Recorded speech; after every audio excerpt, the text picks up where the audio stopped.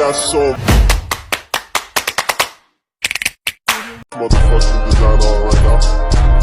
Bring it down, bring it down, bring it down. I got 3 old guys on the block. Assalamualaikum warahmatullahi wabarakatuh. Waalaikumsalam warahmatullahi wabarakatuh. Halo semuanya, selamat pagi.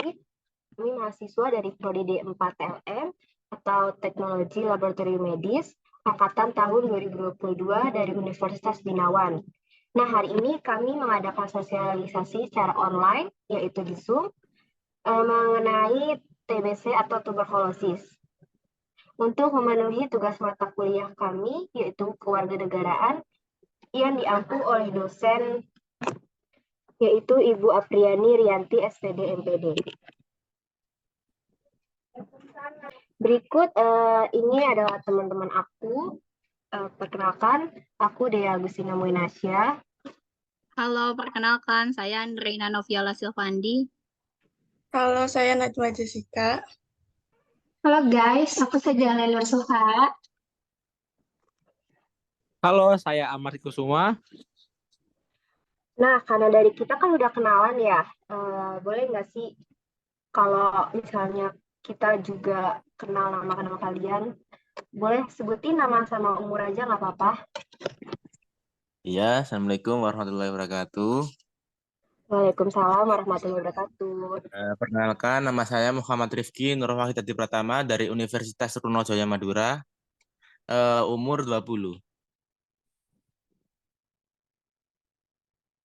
Oke, kalau misalkan yang lain? Halo, saya Zakiana Nabila dari Universitas Pakuan, umurnya 18 tahun. Oke, segitu aja ya. Baik, kita akan ke slide selanjutnya.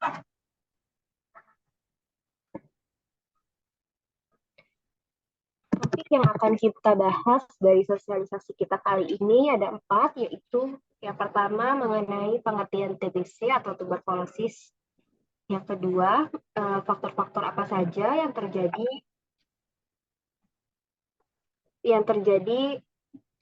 pada TBC. Yang ketiga, hubungan kebiasaan merokok dengan penyakit TBC. Dan yang terakhir, yang keempat, yaitu bahaya mengenai TBC.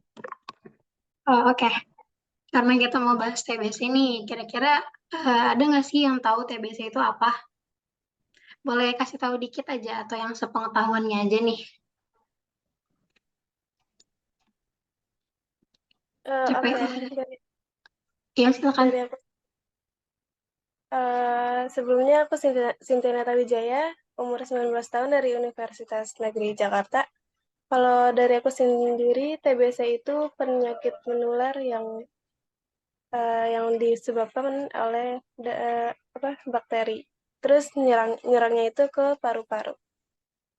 Oke, makasih Kak Cynthia sudah menjawab. Di sini kira-kira ada nggak yang pernah kena TBC? Atau pernah kenal orang di sekitarnya kayak tetangganya, keluarganya? Boleh sharing pengalamannya sedikit? Sebelumnya izin menjawab, saya pernah terkena TBC. Untuk gejalanya saya batuk selama beberapa bulan, dan untuk penularannya saya kurang tahu dari mana. Tapi yang dirasain apa ya Kak, kalau boleh tahu itu, waktu kena TBC?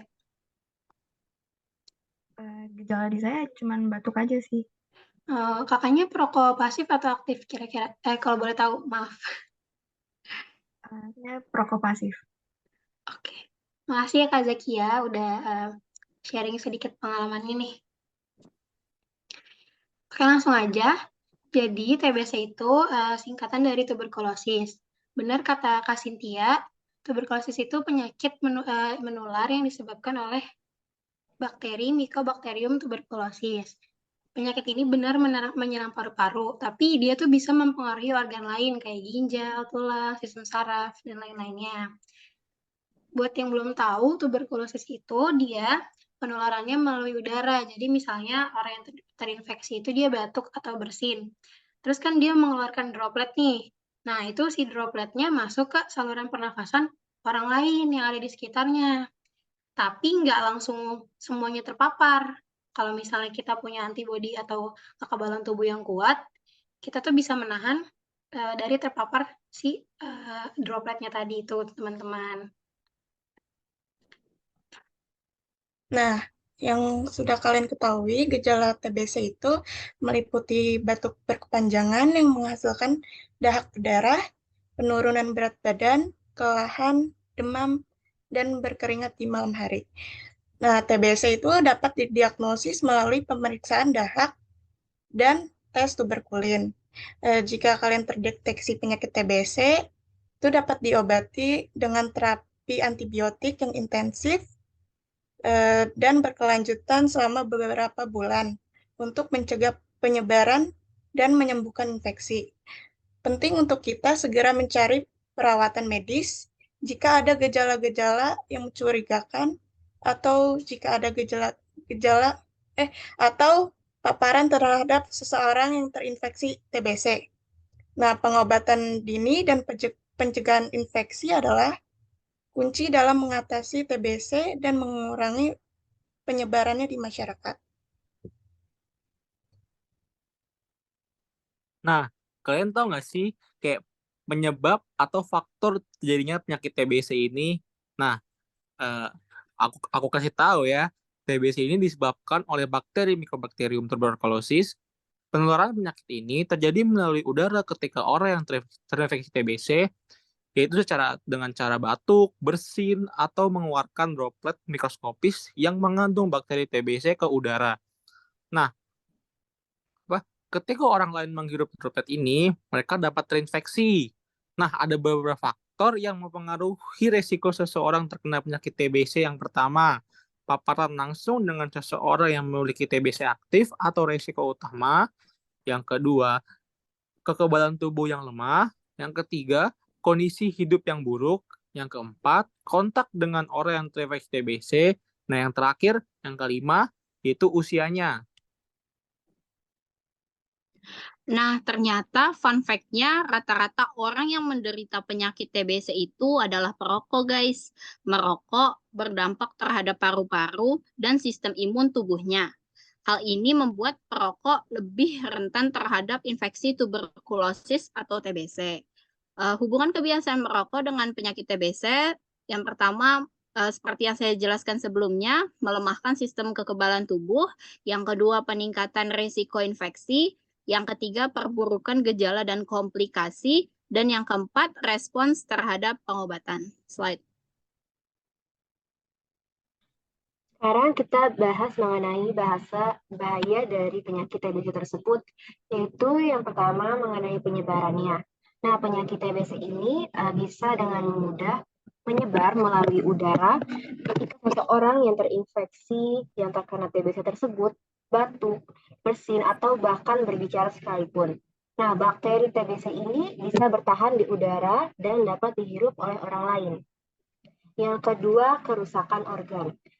Penyakit TBC yang tidak diobati atau diobati secara tidak adekuat bisa menyebabkan kerusakan permanen pada organ yang terinfeksi.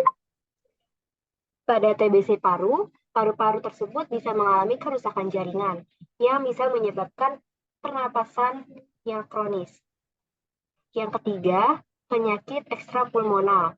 Nah, TBC ini juga bisa menyerang organ lain dalam tubuh kita, yaitu misalkan ginjal, tulang, kulit, sistem saraf, dan lain-lainnya.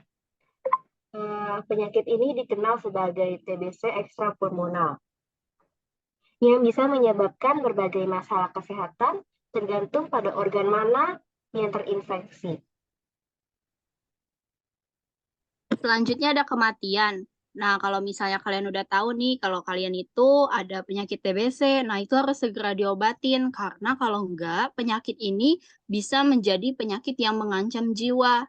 Tingkat kematian TBC, baik di Indonesia maupun di dunia, setiap tahunnya itu tinggi, bahkan sangat tinggi, terutama pada orang-orang yang memiliki sistem imun yang lemah, seperti mereka yang hidup dengan penyakit bawaan atau mempunyai riwayat penyakit sebelumnya, contohnya HIV atau AIDS, atau memiliki penyakit seperti penyakit yang mengganggu sistem kekebalan tubuh. Nah, yang kelima itu ada resistensi obat. Penyebab utama resistensi obat itu penggunaan yang meluas dan irasional. Resistensi ini diawali dengan adanya penggunaan antibiotik yang tidak sampai habis, sehingga menyebabkan bakteri tidak mati secara keseluruhan, namun masih ada yang bertahan hidup. Dan yang terakhir, ada dampak sosial dan ekonomi. Pada orang-orang terdekat seperti keluarga dan masyarakat sekitar, kalau kita punya penyakit TBC itu, kita bisa sering nggak masuk kerja, terus kita tingkat produktivitas kita juga menurun, dan beban finansial akibat biaya pengobatan yang mahal. Slide. Nah, ini ada video yang akan diputar. Mari kita tonton. Berapa banyak dari kalian yang tahu apa singkatan dari TBC? Jika kalian selalu mendengar peringatan mengenai penyakit TBC, kalian juga harus tahu bagaimana mengenalinya dan cara mencegahnya. Lalu, bagaimana kita bisa melakukan hal-hal tersebut?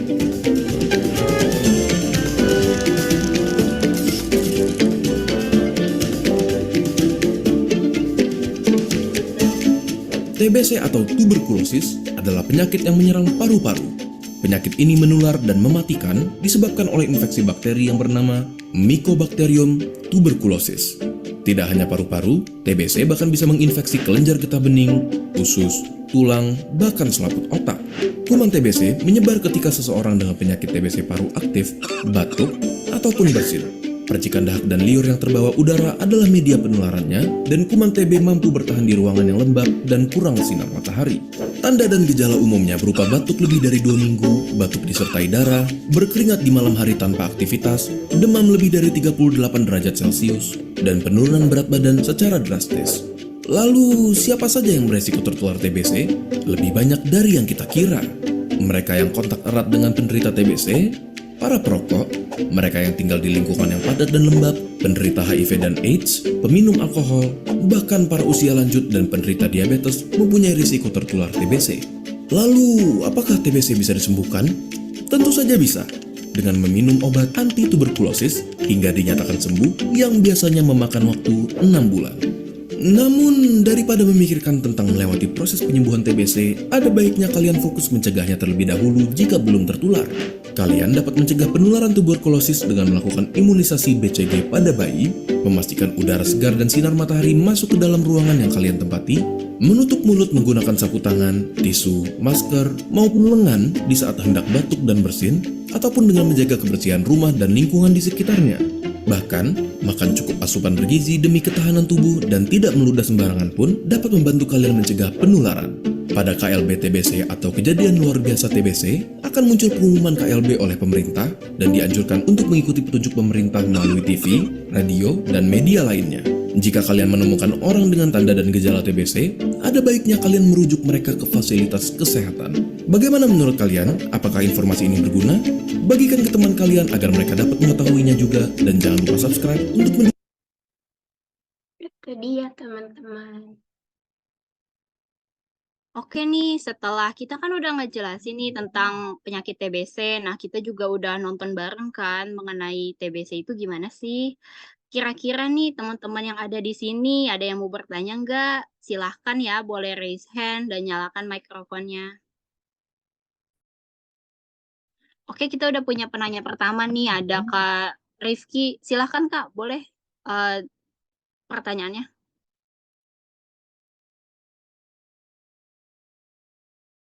Iya, Kak. Itu Kak, saya mau bertanya Kak. Apakah ada sih pantangan-pantangan makanan atau minuman yang tidak boleh dikonsumsi untuk para penderita TBC?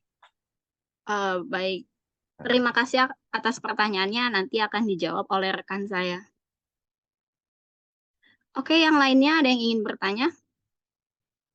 Saya Kak izin bertanya. Tadi kan Kakak menyinggung soal perokok pasif dan aktif. Apakah penyakit TBC itu cuma bisa diderita oleh seorang perokok aktif? Apakah kita sebagai seorang perokok pasif juga bisa terkena TBC? Terima kasih Kak. Oke, Kak Zakia, terima kasih atas pertanyaannya.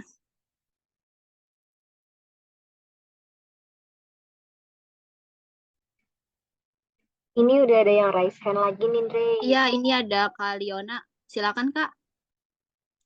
Oke Kak, izin bertanya, saya mau nanya nih Kak, berapa lama sih gejala TBC itu timbul setelah orang tertular kuman TBC itu?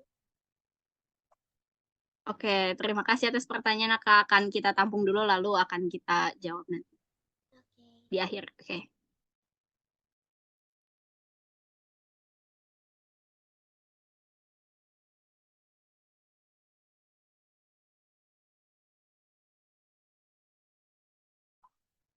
Ada lagi kah yang mau nanya? Boleh, nggak apa-apa. Dari Kak Cynthia mungkin boleh tanya.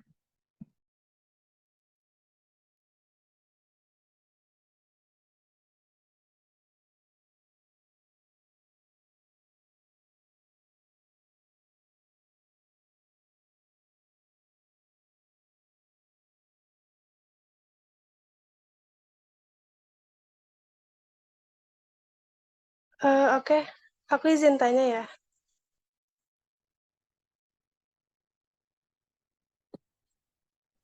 Iya, Kenapa sih silakan. eh, kenapa sih orang yang sakit TBC itu nggak boleh ngerokok?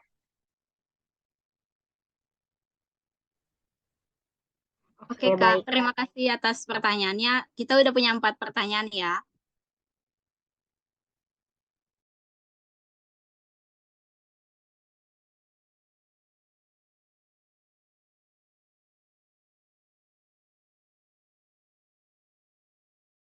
Baik, sebelum rekan-rekan saya menjawab pertanyaan yang lain, saya akan menjawab pertanyaan dari Kak Liona. Tadi kalau tidak salah tangkap saya ya, bahwa yang ditanyakan Kak Liona itu berapa lama orang itu bisa sembuh dari TBC dan orang itu tahu dia kena TBC itu berapa lama ya kan? Iya Kak, maksudnya seperti itu atau bagaimana? Iya, seperti itu. Nah, kalau untuk orang itu tahu bahwa dia itu sakit TBC, biasanya karena yang pertama suhu tubuh atau dia tuh merasa demam di malam hari. Lalu merasa seperti dia, ya kita normal seperti manusia biasa tuh pernah batuk ya, tapi batuknya itu kali ini disertai darah atau adanya sesak, nafsu makan menurun, sehingga pasien atau orang tersebut berobat ke klinik atau fasilitas kesehatan terdekat, lalu dilakukan beberapa pemeriksaan. Dan untuk pengobatan penyakit TB sendiri itu berlangsung selama 6 bulan. Itu ada obatnya lagi dari dokter dengan dosisnya tentu. Bagaimana Kak? Kira-kira menjawab atau tidak? Iya Kak, menjawab. Terima kasih. Terima kasih.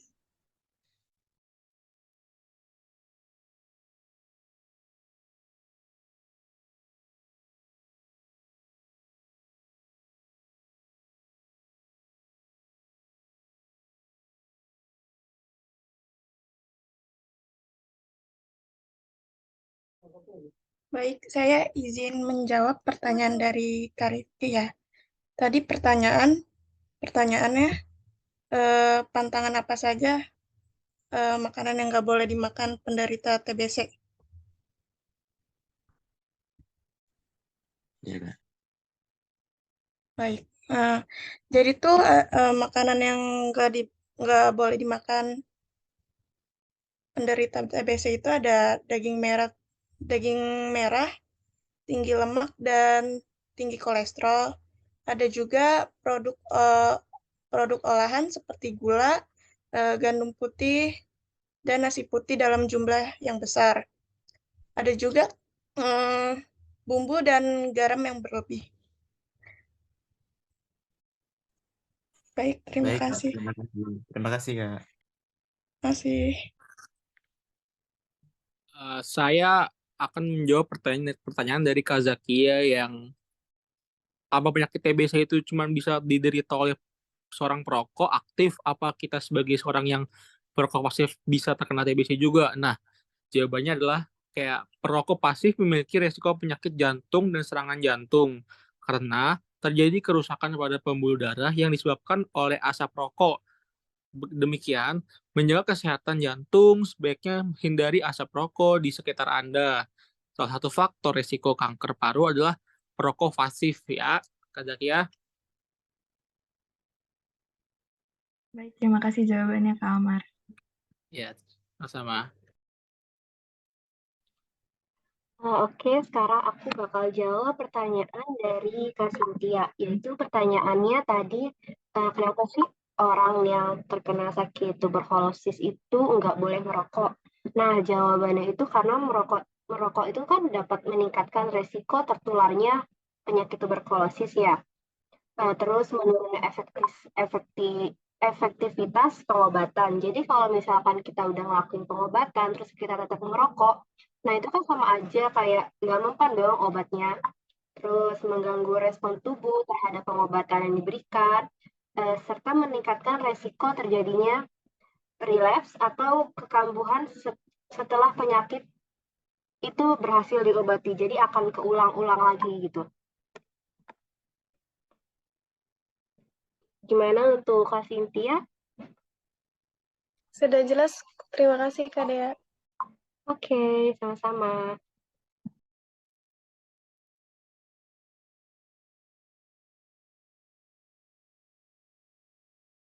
Nah, sudah pertanyaannya semua sudah terjawab ya. Jadi untuk terima kasih untuk para audiens yang udah menyempatkan dan meluangkan waktunya untuk mengikuti penyuluhan kita tentang penyakit TBC dan paparan kita tentang penyakit TBC itu apa. Jadi terima kasih banyak telah meluangkan waktunya untuk para audiens. Nah, jadi kurang lebihnya mohon maaf dari kita. Ya, sekian. Assalamualaikum warahmatullahi wabarakatuh. Waalaikumsalam warahmatullahi Teman-teman, wabarakatuh. sebentar ya. Sebelumnya kita ambil sesi dokumentasi dulu.